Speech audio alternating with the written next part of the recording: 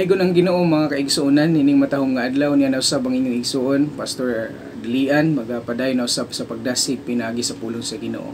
Mga kaigsuonan, miabot ba sa imuhang kaugalingon nga nakaingon ka sa imong kaugalingon mga igsuon nga kapoy na kaayo, nakaingon ka nga dili na nimo kaya. Ug nakabati ka sa imong kaugalingon mga kaigsuonan nga layo na ka sa Ginoo. Nini mong higayon mga kaigsuonan, mao kana ang ato ang tagaan o pagtagad na mao pangutana mga kaigsuonan nganong moabot sa ato ang kinabuhi nga mabati na itong mga kaigsuonan nga layo ta sa Ginoo. Unsay dapat natong buhaton mga kaigsuonan aron mabalik ang atong kadasig, atong kalipay samtang nagapadayon ta sa pagpangalagad sa Ginoo. Hinaot mga kaigsuonan, magapabilin ikaw sa pagpatalinghog aron atong masabtan mga kaigsuonan ang posibleng hinungdan ni ining tanan mga kaigsuonan. Adunay 5 ka pangutana nga atong tubagon ining mga higayon o pinaagi ni mga kaigsuonan. Hinaot inikabot sa mga pagsulay nga sama sa ingon niini, mao kini ang atong ipangutana sa atong kaugalingon aron mahibalik ang atong kadasig kalipay sa atong pagpangalagad sa Ginoo mga kaigsuonan. Unang-una nga pangutana mga kaigsuonan nga atong tubagon, aduna bay sala nga kinahanglan akong hinulsulan? Dunay parte sa atong kinabuhi mga kaigsuonan maong pamati nato layo na ta sa Ginoo, kay adunay mga butang nga nakababag, dunay mga sala nga wala nato na sumbong sa Ginoo mga kaigsuonan. Hinaot mga igsuon, kita ang nasayod sa atong kaugalingon unsa ang atong ginabuhat sa matag adlaw. Hinaot dili usab kita magmapagarbuhon ato kining isumbong sa Ginoo kun unsa ang atong mga pagkulang kay siya mapailubon mga kaigsuonan ug siya nagapaabot sa atong pagduol kaniya ug siya ang Dios mga kaigsuonan nga nasayod unsaon ta pagtabang aron mahigawas ta sa sitwasyon nga atong giatubang. Mga kaigsuonan, ang ikaduha nga pangutana, nagahatag ba ta og panahon sa atong kaugalingon ngadto sa Ginoo mga kaigsuonan? O ato kining kanunay hinumduman, usahay sa atong kaugalingon makabati usab kita nga layo kita sa Ginoo tungod kay wala na kata nakabasa sa iyang mga pulong. So ang Biblia mga kaigsuonan, pipila na ka mga semana, bulan, and even tuig wala na nato nabasa.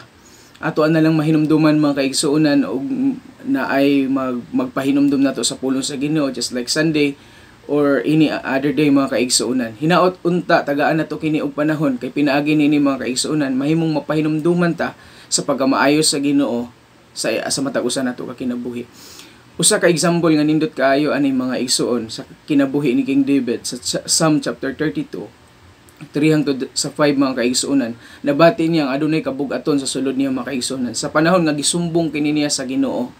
Mga kaigsuonan, sa dihang nagahatag siya og panahon niini ngadto sa Ginoo mga kaigsuonan, ang iyang mga kapakyasan, ang iyang mga pagkulang mga kaigsuonan nahimong nawala pinaagi niining pagsumbong niya ngadto sa Ginoo. Una, mo to ang kinahanglan ta nga isumbong nato atong pagkulang sa Ginoo. Pag hinulsol ikaduha mga kaigsuonan, hatag ta og panahon. So pinaagi sa pagbasa nato sa pulong sa Ginoo mga kaigsuonan, mahimong malig-on ta, mapahinumduman ta kung saan kaayo sa Ginoo. Ikatulo mga kaigsuonan, nagahatag ba ta og panahon para pag-fellowship sa atong isig ka magtotoo? Mao pud na ang usa ka hinungdan mga kaigsuonan nganong ikaw nabati og kaluya pamati nimo layo ka sa Ginoo tungod kay lahi ang mga tawo nga kasagaran nimong ginakuyog mga kaigsuonan. Dili makatabang sa imong espirituhanong bahin o usahay mga kaigsuonan mahimong makadala kay sa imuha aron ka mahimong malayo sa Ginoo. Ug pamati na nimo makaingon kasi mo kugulingon, layo na ang Ginoo sa akong kinabuhi. Pero igsoon dili layo ang Ginoo sa imong kinabuhi o sa akong kinabuhi o sa atong kinabuhi mga kaigsuonan. Ang ato ang pagbati lang, ang atong mga kakulangon, ang atong mga kalapasan mao nga nakaingon tas tong kaugalingon nga nalayo na ta sa Ginoo mga kaigsuonan. Ikaupat mga kaigsuonan, about distracting. Unsay naka-distract nimo karon? Pwede ba ang imong trabaho? Pwede ba ang ubang mga butang manaka-distract sa imong mga kaigsuonan mao na nakabati nga layo ka sa Ginoo? Hinaut igsuon, pangitaan nato ni og pamaagi kay nasayod ta mga kaigsuonan kung ato kining padayunon hinay-hinay gyud mapalayo ta sa Ginoo. Og pinaagi ni mga kaigsuonan kung tagaan ta ni og panahon ang ato ang mga kakulangon mga kaigsuonan sa atong pagpangalagad unsa ang nakadistract nato, pwede ang mga tao, pwede si bisan kinsa mga kaigsuonan.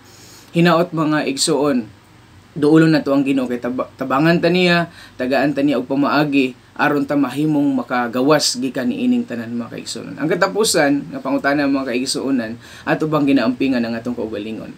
Sa tanang panahon ba mga kaigsuonan atong ginaampingan ang atong kaugalingon sa matag adlaw? Gitagaan ba nato nig panahon ang atong kaugalingon? Sa atong pisikal, sa espirituhanon natong bahin mga kaigsuonan, kinahanglan usab natong ampingan ang atong kaugalingon. Dili pwede mga kaigsuonan nga ma-abuse na pud nato ang atong kaugalingon. Atong hinumduman kanunay nga kung wala ang Ginoo dili kita mahimong magmadaugon. Hinaot igsuon sa imong pagkakita karon dunay parte sa imong kinabuhi nga napahinumduman gikan sa Ginoo kay pinaagi nini mga kaigsuonan mahimong malig-on ang atong espirituhanong bahin o magpabilintang magmainiton sa atong pagpangalagad. Padayon kining imong igsuon magadasig mga kaigsuonan hinaot nakapahinumdum ka nato sa mupong panahon. Dalaygon ang Dios sa tanang panahon sa atong kinabuhi.